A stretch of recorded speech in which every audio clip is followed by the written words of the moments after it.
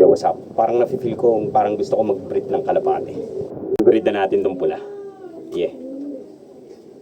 Dito natin siya ilalagay. O, diyan ka. Diyan ka lang. Tapos dito ko siya ipapare sa kulay black na to. Yeah, parang bata. Tigbara ako. Mailap to. Nako, delikado. Hindi ko kayang ilagay ito ng ano kasi lalabas tong pula. No? So, parang hindi siya lumabas.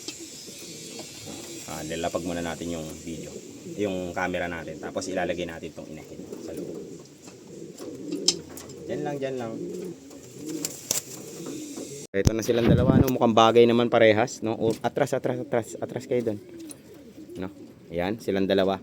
Actually guys, itong dalawa na to guys, ito yung in-entry natin sa Rizal, no? Ito yung barako na dinala ko doon, tapos ito yung inahin na dinala ko din doon, no? Panlaro natin. So silang dalawa yung entry natin doon, tapos ang nakachamba etong itim.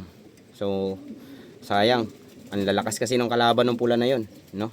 So although mas malakas naman yung mga nakalaban nitong itim, pero sa kategory ha, pero nakalamang lang tayo ng konti sa ano, sa grooming, no?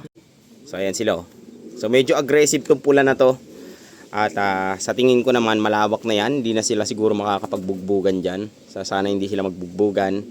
Diyan na yung kulungan nila ngayon. Lalagyan na lang natin ng karton yon. Maganda naman size nila parehas. So yeah, yun lang. Pinagpares natin. Pula at saka pure black. Yeah.